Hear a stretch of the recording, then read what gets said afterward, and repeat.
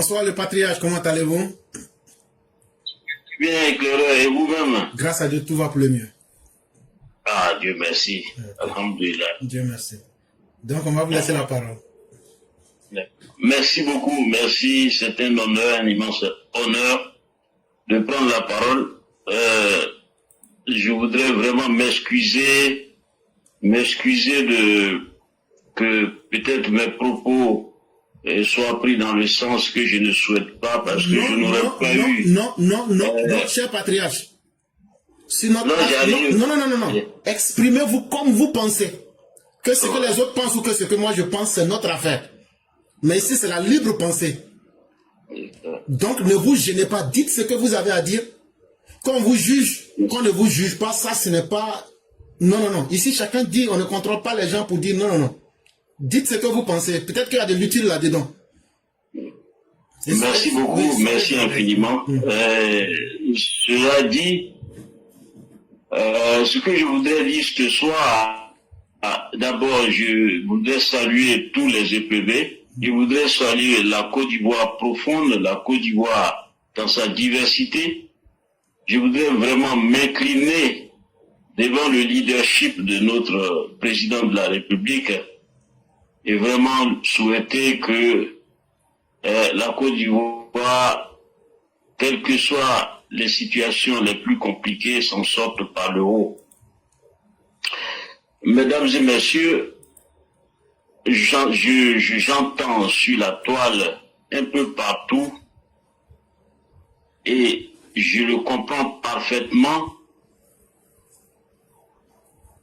La situation socio-politique du pays fait peur, notamment du côté de la justice.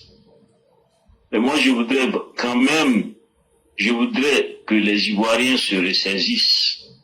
Non pas que ce qu'ils expriment n'ait de sens, mais je voudrais vraiment qu'on se rappelle, qu'on ait une lecture. Je sais que de façon pratique, ce n'est pas évident, mais c'est cela la réalité, et c'est ce que je veux appeler la vérité-réalité.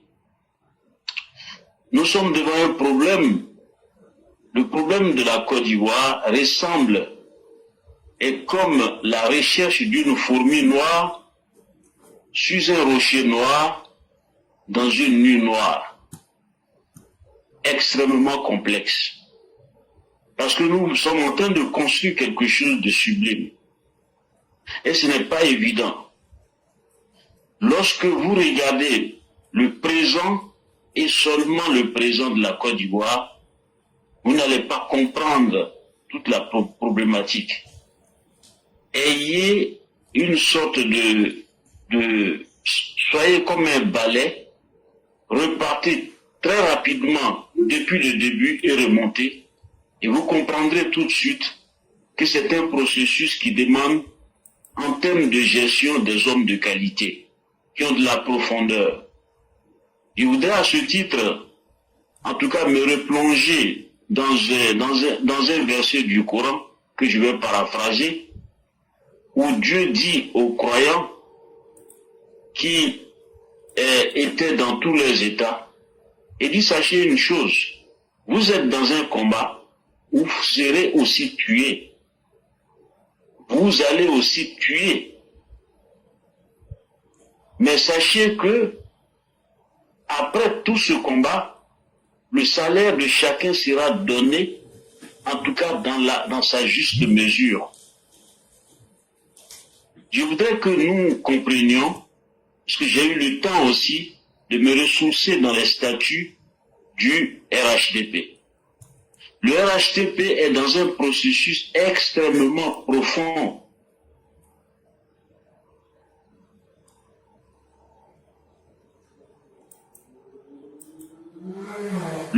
Extrêmement profond. Mais, allô? Oui, on vous écoute. Dans un processus extrêmement profond qui ne va pas s'accommoder avec la haine et qui ne va pas aussi accepter les ressentiments et qui veut produire une société qui pense ses plaies de façon définitive. Donc un processus qui va être très long si les hommes ne prennent pas, en tout cas, aussitôt leurs responsabilités. Donc nous aurons beaucoup de déceptions. Ça, il faut l'intégrer. Mais c'est de la tentation, ça. C'est pas parce que il y a ces déviations, ces manquements, que nous ne sommes pas sur la bonne voie. Nous allons être confondus. Nous allons parfois nous poser la question de savoir, est-ce que nous sommes en train de mener le vrai combat? Est-ce que c'est nous qui avons le bon bout? Et c'est en cela que je voudrais rassurer tous ceux, en tout cas, qui épousent la cause du RDR, qui est le RHDP aujourd'hui, espérant qu'on a compris les objectifs qui ont motivé l'accès, en tout cas la recherche ou l'accès à ce pouvoir, savoir que ce que nous sommes en train de faire, c'est de libérer la Côte d'Ivoire vraiment de façon très très profonde, de sorte que chaque Ivoirien regarde l'autre comme un vrai frère. Donc tous les événements qui sont en train d'émerger nous permettent de regarder la réalité dans sa nudité. C'est exactement cela notre Côte d'Ivoire. C'est le pays que nous avons aujourd'hui. C'est le pays qui se montre en tout cas dans toute sa clarté, dans toute sa nébuleuse, dans toutes ses contradictions. Vous voyez aujourd'hui, des Ivoiriens affirment comme ça, sans pour autant, en tout cas, prendre la mesure de leurs propos. Ils disent des choses extrêmement graves et ils le pensent vraiment. Mais quand on met à la balance, on ne peut pas construire une société avec ça. Et par rapport à nos objectifs, si nous laissons cela prospérer, la Côte d'Ivoire ne peut jamais avancer. Mais pourtant, il faut qu'on avance. Il faut que le pays se construise. Donc quand on dit que le pays nous appelle selon l'hymne national, c'est pour dire que tout ce que vous avez à l'intérieur de vous comme valeur, venez et regardez si cela est possible d'être expérimenté sur ce champ nouveau.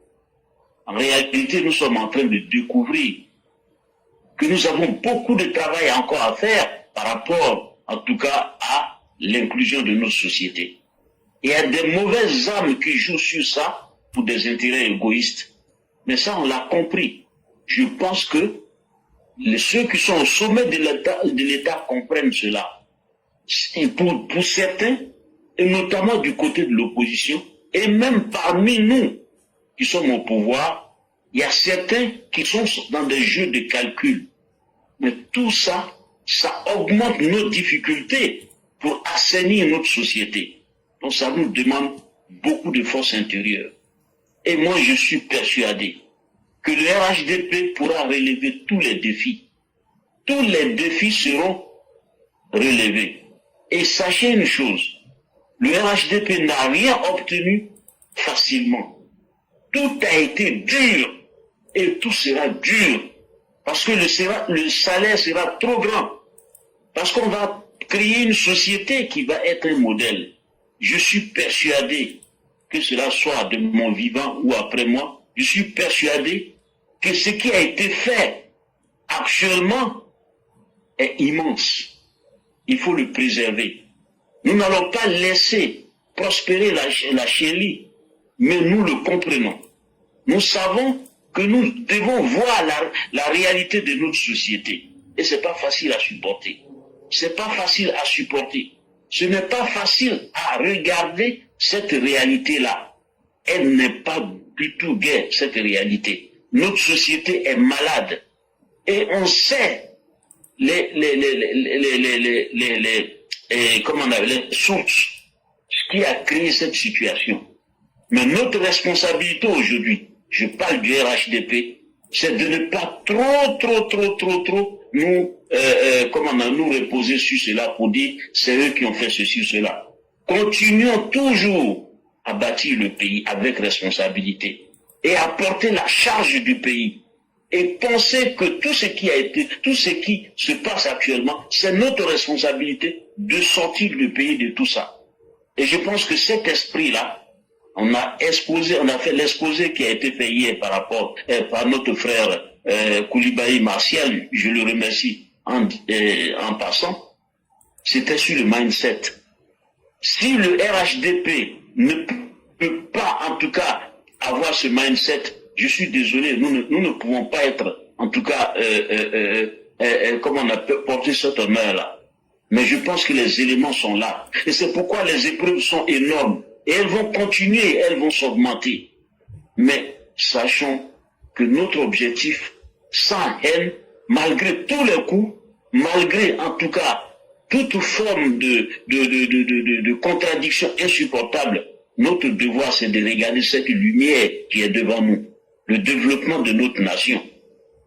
On reconnaîtra notre vérité. Les gens reconnaissent même pour la plupart, mais ils ont du mal à se sortir de là. Parce qu'ils n'ont pas encore fait leur vrai mea culpa. Mais ça va venir. Mais nous ne sommes pas loin. Et c'est pourquoi je voulais terminer par dire que Dieu dit, lorsque la victoire de Dieu arrive, et que tu vois les gens accourir dans la religion en masse, chante les louanges de ton Seigneur. Et ça va venir. Peut-être ça sera après le docteur. Le RHDP doit continuer à produire des hommes de qualité qui vont au front et qui ne doivent pas oublier qu'ils peuvent perdre leur vie dans ce combat-là. Je le répète chaque fois, notre vie est en danger. Mais ce n'est pas un danger inutile. Ça ne veut pas dire qu'on va aussi se donner à la mort comme ça. Mais ça fait partie aussi de notre engagement. Mais pour pouvoir sortir la Côte d'Ivoire de cela. Vous voyez tous les problèmes que les prédécesseurs ont créés. Mais si nous regardons cela, et si nous nous fixons qu'à cela, nous ne pouvons rien faire. Suivez mon regard. Le président de la République, quand il a commencé, on l'a empêché par tous les moyens de commencer à déployer son programme. Mais il est resté silencieux. On a même vu, en tout cas, des réalisations de façon soudaine. Le pays, les mutations sont venues de façon surprise. Et c'est comme ça, un vrai leader. Et c'est ce que tous les responsables du RHDP doivent incarner. Si nous restons collés aux contradictions, bien qu'il faut les dénoncer, mais nous devons savoir que cela fait partie de notre combat. Et ça va le rester comme ça. La justice va très souvent nous décevoir. La justice va très souvent nous décevoir. Mais ça ne veut pas dire que la justice n'avance pas. Mais le challenge de la justice est plus complexe qu'on ne l'imagine. Je voudrais donc m'arrêter là pour dire que, et vraiment galvaniser les troupes et dire que le RHDP, dans sa forme actuelle, si cette dynamique est maintenue, il va relever tous les défis. Et croyez-moi, nous sommes bien partis pour le faire. Et les opposants croyants, n'est-ce pas, dans leur orgueil, maintenir le bon bout, sont en train, et très très loin de se tromper. Parce qu'ils sont en train de nous donner les arguments et les armes pour pouvoir mieux les circonscrire et mieux construire. Nous savons ce qu'ils veulent et nous savons ce que nous voulons. Ce que nous voulons est très clair et les éléments probants sont sur le terrain. C'est le développement total de notre pays. En tout cas, penser toutes les plaies de la Côte d'Ivoire. Et nous n'allons pas, en tout cas, nous laisser envahir par des sentiments de vengeance, des sentiments de règlement de compte, de retour aux pratiques anciennes, ou en tout cas, tout ce qui peut mettre en péril ce processus qui est en marche sera protégé et malgré toutes les formes d'adversité. Nous savons que les adversités ne seront pas seulement à l'intérieur du pays, ça sera aussi à l'extérieur. Je n'ai rien à apprendre encore à tous les EPV. Vous voyez dans quelle situation se trouve la Côte d'Ivoire. Et il y a des faits qui viennent chaque fois pour nous montrer qu'effectivement nous sommes sur la bonne voie. La lumière, elle est là, mais c'est une lumière difficile à entretenir et aussi à alimenter. Mais nous avons tous les éléments en nous pour le faire. Mais notre leader l'incarne. Il a tous les attributs pour cela, toute la bénédiction divine pour réaliser ce projet. Soyons tout simplement, quelles que soient nos colères, restons focus sur notre détermination. L'avenir sera meilleur. Merci, bonsoir. Merci encore, cher patriarche. Et il y a le frère Tefeu qui posait la question. Comment pourrait-on soigner une société lorsqu'on met à l'aise les virus, c'est-à-dire les malfaiteurs de notre propre société? Merci beaucoup pour cette question éclaireur. Et je voudrais que Tefeu essaie de se replonger. Parce que quand on parle du prophète de l'islam, je voudrais aussi que les gens ne me prêtent pas une volonté d'islamisation, mais quand je parle du prophète de l'islam, je parle aussi de tous les prophètes. Alors ça, c'est très important à comprendre, parce que je ne suis pas dans une lecture superficielle de la chose. Je parle de Al-Insan al-Kamil, l'homme universel. La personnalité spirituelle des prophètes, c'est l'homme universel. Et c'est cette personnalité spirituelle qui est dans tous les prophètes et les hommes saints. Alors il faut regarder cela. Quand vous voyez les virus pullulés, cela ne veut pas dire que vous avez échoué. Parce que aussi, votre action les met aussi dans un inconfort qui les oblige à, comment on appelle ça, à sortir de leur cachette. Et vous savez, ce qui trompe l'homme irrévérencieux, c'est quand il a l'impression, quand il vous sous-estime. C'est ça qui le tue. Et c'est ce qui arrive. Regardez l'opposition ivoirienne. Ils n'ont pas de respect de nos hommes politiques du RHDP. Ils les minimisent, ils les ridiculisent. Mais c'est ça qui va les tuer. C'est le signe de la victoire. Et à travers ça, nous apprenons beaucoup de choses. Comment notre pays a été géré. Qu'est-ce qu'ils ont tant caché. Comment ils ont mené la Côte d'Ivoire avec irresponsabilité dans une situation pareille. Et comment ils sont faux. Ils ne sont pas responsables parce qu'ils n'acceptent pas de porter cette responsabilité. Alors que c'est eux qui ont mené le pays dans cet état. Mais je voudrais dire qu'il ne faut pas qu'on se repose sur ça. Notre responsabilité aujourd'hui, si nous voulons vraiment porter ce destin, c'est de faire fi de tout ça. On ne l'oublie pas, mais on l'utilise pour pouvoir mieux construire. Et c'est ce que le docteur est en train de faire. Regardez un tout petit peu la personnalité spirituelle du président de la République. C'est quelqu'un sur lequel aussi les gens travaillent pour l'amener à Insan el-Kamil. Parce que si on ne regarde pas cela, nous, on va rester dans les ressentiments. On s'en fout de ça maintenant. On sait que ça sera notre vie quotidienne. Notre vie quotidienne sera faite de ressentiments comme ça. Mais il faut le transformer en énergie positive. Donc, travaillez sur le mindset. Et vous verrez dans quelques années, et je suis persuadé que d'ici la fin du mandat prochain, vous allez voir que les horizons vont être plus clairs. Et vous allez voir que cette opposition-là va ressembler à quelque chose de vraiment pitoyable. Les éléments sont là, mais il faut vraiment continuer à maintenir, et surtout éclaireur, je voulais vraiment te parler personnellement, je voudrais que tu saches que ta position aujourd'hui est une position qui ne t'appartient plus. Tu ne t'appartiens plus.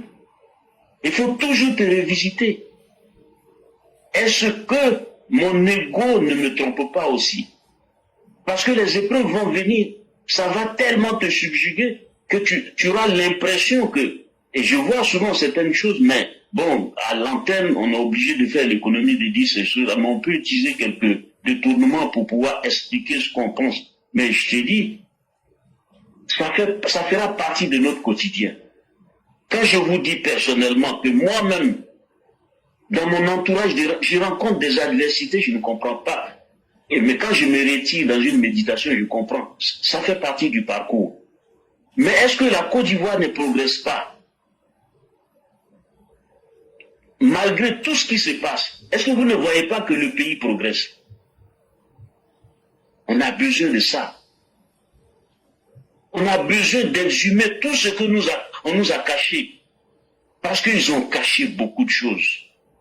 Laurent Gbagbo aurait eu la chance, l'énorme chance, n'est-ce pas, de déterrer tout ça.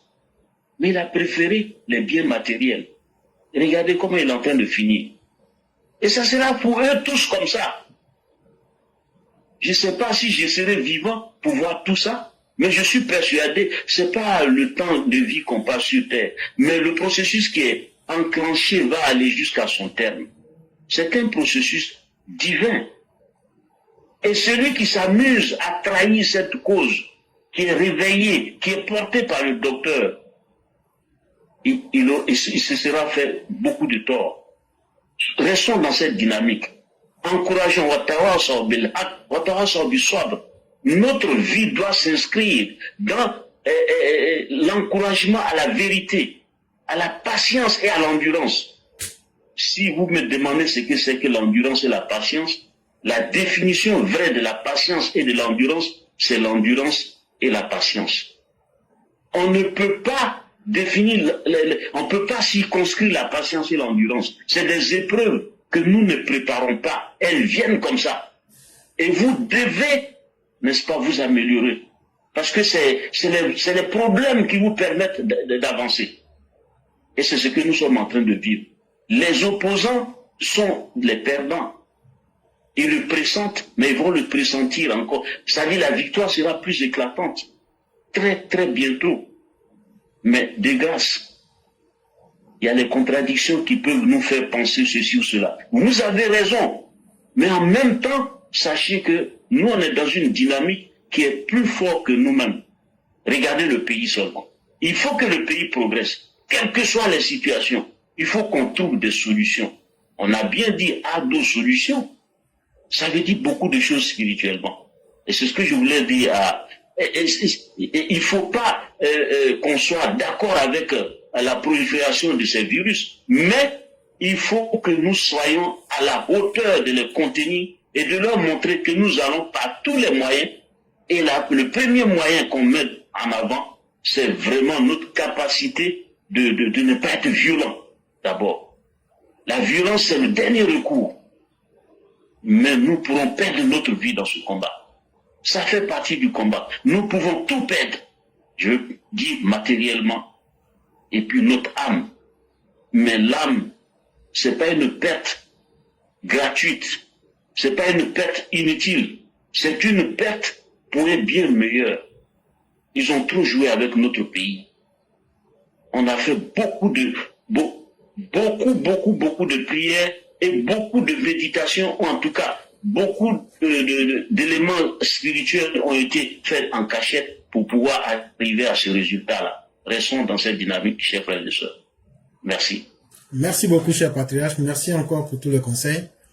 Et comme on le dit, c'est en temps de difficulté aussi que les conseils sont utiles. Et quiconque s'estime bien meilleur que les conseils finit par se mordre les doigts. Et comme le disent les musulmans, Watawa Sorbil Haq, Watawa Sorbil Sabr. On espère bien que beaucoup seront parmi les sordorines et ceux qui recherchent la voie pour s'améliorer.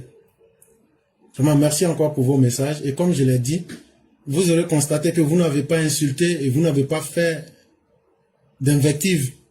Et cher patriarche, j'aimerais que pour la dernière fois, vous vous sentiez à l'aise, que chaque fois que vous voudrez intervenir, intervenez selon ce que vous pensez. Parce que c'est une plateforme, c'est aussi dans les contradictions que naissent la beauté et de l'esprit humain. Si on s'entend tous aller toujours dans la même direction, ça veut aussi dire quelque part, il n'y a pas de boussole. Et donc, soyez fiers lorsque vous venez avec vos idées, même si elles contredisent la plateforme. Ici, ce qu'on n'accepte pas, ce sont les insultes. Et à votre âge et selon l'expérience que vous avez, vous ne pouvez pas vous permettre cela. Et donc, c'est le mot de Platon que j'emploie, ne corrompez pas votre propre système de pensée. Dites ce que vous pensez réellement. Que moi je sois d'accord, que je ne sois pas d'accord, ce n'est pas mon problème, ce n'est pas votre problème. Et pour moi, ce que vous avez dit, c'est même une exhortation à l'encouragement et à la compréhension à un certain niveau. Et je suis totalement d'accord avec. Et donc, s'il vous plaît, chaque fois que vous viendrez prendre la parole ici, soyez à l'aise et dites exactement ce que vous pensez, sans vous dire, mais qu'est-ce que les autres penseront? Non. C'est ce qui fait la beauté de la classe éclaireur pro-vérité.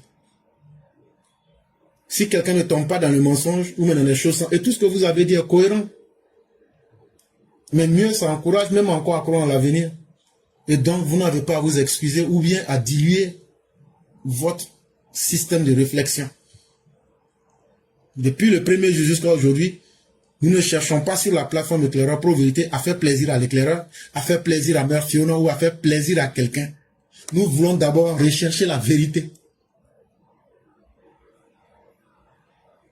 Et donc la vérité de la recherche, ce n'est pas sur une seule voie, mais ce n'est pas sur un temps qui est figé. C'est une quête perpétuelle et toute forme de vérité est bonne à prendre, même si on ne l'aime pas aujourd'hui. Et vraiment, merci à vous d'avoir donné surtout d'abord votre part. Parce que lorsqu'on parle de point de vue, ça veut dire que tous les hommes, on n'est pas situés sur les mêmes perspectives. On peut dire la même vérité, mais de différentes manières. Ce que vous êtes en train de dire, c'est la même chose que nous disons. Puisque le fondement, c'est que nous devons rester sur la voie correcte.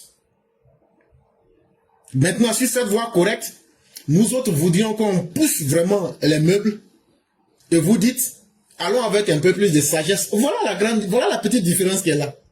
Les autres disent, allons poussons un peu les meubles pour avancer rapidement. L'autre dit, non, les meubles ne sont pas les problèmes. Essayons plutôt de regarder devant et laissons le temps disposer des meubles pour qu'on puisse arriver sûrement.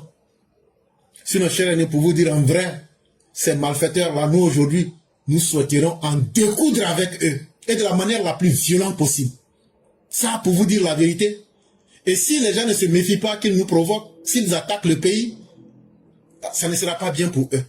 Parce que nous nous sommes programmés dans cet état mental-là, dans ce mindset, pour en finir définitivement avec tout cela. Parce que comment tu peux concevoir que dans un pays, les gens en sont jusqu'à une guerre civile, où des vies ont été perdues. Ces mêmes ignares reviennent et ils disent on va faire pire que ça. Et ils ne prennent même pas un minimum de conscience du mal qu'ils ont pu faire aux autres. À un certain moment, ça fait très mal. Mais de toutes les façons, l'objectif final demeure que nous avons pour obligation d'atteindre le cap final. Et ça, il le faut. Et vraiment, merci à vous aussi pour toute cette sagesse. Merci à tous ceux qui nous ont écoutés aujourd'hui. Et merci surtout à ceux qui vont pouvoir tirer le meilleur. Parce que la quête de la vérité, la recherche de la vérité n'est pas une chose figée.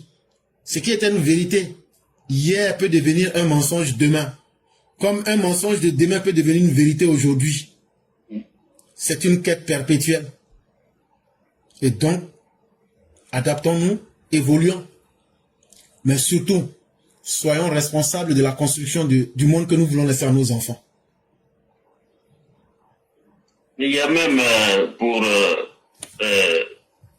faire une sorte de conclusion, il y a un pasteur que j'ai écouté, j'ai vu que on était pratiquement en vibration parallèle, quoi. Alors, vous savez, je crois que on n'est pas loin d'une gloire qui va nous dépasser nous-mêmes. Alors, mais c'est connu, c'est sûr. Les gens qui savent lire les vraies lignes le savent. Et c'est pour cette raison que vous voyez que chaque fois, les gens viennent voir le président de la République pour lui dire toujours d'aller à l'apaisement. Alors que nous savons que tout va se régler par le droit. Tout va se régler par le droit. Mais avec sa forme subtile, spirituelle qui arrive. Je ne sais pas si vous vous souvenez de Aboubakar Fofana. L'ancien président du Conseil des musulmans. du COSIM. Oui. Aboubakar Fofana, lorsque les musulmans étaient attaqués et tués dans les mosquées et autres, les gens avaient décidé, comme vous le dites là, d'en découdre, de vraiment se livrer à la bataille. Aboubakar Fofana a dit non, ne choisissez pas cette option. C'est pas ça, c'est pas cette voie qui va amener, n'est-ce pas, à la victoire. Mais, qu'est-ce qui s'est passé après? Tous ceux qui étaient dans la chienlit, ils n'ont pas été défaits. Ils sont sortis du pays. D'autres se sont exilés. Et encore, le pays s'est assis. Quand je dis le pays s'est assis, c'est pour ne pas parler des chefs traditionnels et autres, tout le monde, pour dire il faut la réconciliation. Le président de la République, dans son humilité, est allé dans ce sens. C'est pas parce qu'il ne sait pas comment les gens fonctionnent. Cette perche leur a été tendue. Ils n'ont pas bien exploité. Ils l'ont même saboté. Il y a beaucoup aujourd'hui qui sont morts sur ce chemin-là. C'est malheureux. C'est des frères, des sœurs qui sont décédés comme ça sur le chemin du mensonge. Ils n'ont pas empêché le pays d'avancer. Mais ils viennent encore. C'est qu'il y a quelque chose qui va se passer. Et ça, vous et moi ne pouvons rien contre ça. Mais c'est pour le bonheur de la Côte d'Ivoire. On a compris aujourd'hui, je dis ça de façon terre à terre, tout ce qu'on savait se confirme sur le terrain. Je vais vous faire une petite révélation. Et cette guerre que Laurent Gbagbo a menée dans le pays, nous on le savait 10 ans avant. On le savait. On savait qu'il y aura des charniers dans ce pays-là. Et beaucoup de musulmans allaient perdre leur vie. Mais la victoire allait être du côté des gens qui aiment la Côte d'Ivoire. Et c'est ce qui se passe actuellement. On le savait, on en parlait, mais secrètement. Que les gens m'excusent de vraiment ouvrir cette parenthèse, mais je vais la refermer rapidement. Mais nous allons connaître ça aussi. Mais la Côte d'Ivoire va sortir par une grande porte. Les Ivoiriens, après toutes ces épreuves-là, vont s'aimer plus fort qu'avant. On va former une belle nation. Et ça viendra. Mais ça va être difficile. Parce que tout ce qui... C'est dommage, quand moi je vois un Laurent Gbagbo que j'ai connu, que j'ai côtoyé, je vois ce qu'il est devenu aujourd'hui par le fait qu'il n'a pas suivi la ligne qui était vraiment la sienne. C'est dommage. Bon, il a fait le choix, il va en récolter les conséquences. Donc c'est pour dire que ce précieux chef d'État que nous avons aujourd'hui, pour conclure, qui est le président Alassane Dramane Ouattara, il faut le suivre. Il ne faut pas le suivre, bien sûr, aveuglément. Il faut lui dire les vérités. Mais il ne faut pas oublier que si ce qui nous apparaît comme une erreur fait partie aussi de notre cheminement, nous aussi, nous devons nous battre pour l'accompagner. Pour l'accompagner. Et tout le monde a des coups à recevoir dans ce combat-là. Mais ne perdons pas de vue que si le jour, en tout cas je ne souhaite pas, si le RHDP quitte cette trajectoire-là, le destin de la Côte d'Ivoire ne va pas se construire avec le RHDP. Et ce serait vraiment dommage. Et donc, moi, je suis en train de constater, selon des sources que nous allons tenir secrètes, que le RHDP constitue aujourd'hui, en tout cas, le porteur du destin de la Côte d'Ivoire. Et le RHDP va le réussir. Et le RHDP va laisser une Côte d'Ivoire qui va être soudée. Les gens, les dissidents vont revenir eux-mêmes. Parce que la vérité est en train de venir. Ça, c'est sûr. On la voit, on sait que les ennemis, entre guillemets, ceux qui se sont dressés en ennemis de la République, ils ne sont pas dans un combat pour la Côte d'Ivoire, ils sont là pour eux-mêmes. Mais ce n'est pas ça le vrai combat. La Côte d'Ivoire a autre destin. Donc on réussira ce combat-là de ramener tous les Ivoiriens en tout cas, à s'aimer et aussi à tenir compte de l'intérêt général avant toute chose. Mais il faut qu'on soit très, très, très, très résilient. Parce que les épreuves sont énormes. Je ne veux pas trop m'attarder sur les pays frontaliers. Ça, c'est un combat qui ne va pas s'arrêter. Parce que la Côte d'Ivoire a un destin bien particulier. Bon, je ne voudrais pas vraiment aller plus loin que tout ça. Je t'encourage. On sera, Inch'Allah, toujours ensemble. On va s'entraider pour pouvoir porter ce destin qui est très lourd. Comme je l'ai tantôt dit, c'est un manteau extrêmement lourd, complexe. Et chaque fois qu'on a l'impression qu'on a ouvert une porte, c'est 50 autres portes qu'on doit ouvrir encore qui se présentent devant nous. Oui, parce que, voilà, après tout ça, le pays va s'asseoir et va assumer pleinement son leadership. Et les Ivoiriens vont vraiment vivre dans une prospérité enviable et à envier. C'est ce que je voulais dire. Mais je ne dis pas des choses à la légère. Et ça fait partie des annales cachées.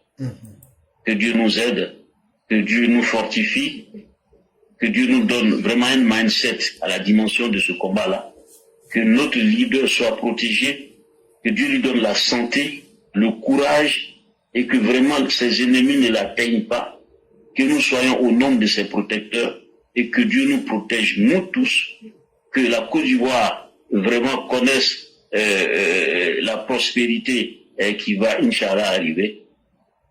Et sur ce, je vous dis bonsoir et à très bientôt. Merci à vous, cher patriarche. Merci à tous ceux qui nous ont suivis en ce 7 juillet 2025. Merci à tous ceux qui font confiance en la dignité. Merci à vous qui croyez en l'humanité. C'était aujourd'hui l'analyse politique et intellectuelle du 7 juillet 2025. Nous espérons que les uns et les autres en ont appris davantage. On dit merci à tous. Merci à vous-même, cher patriarche. Et que la grâce de Dieu nous accompagne.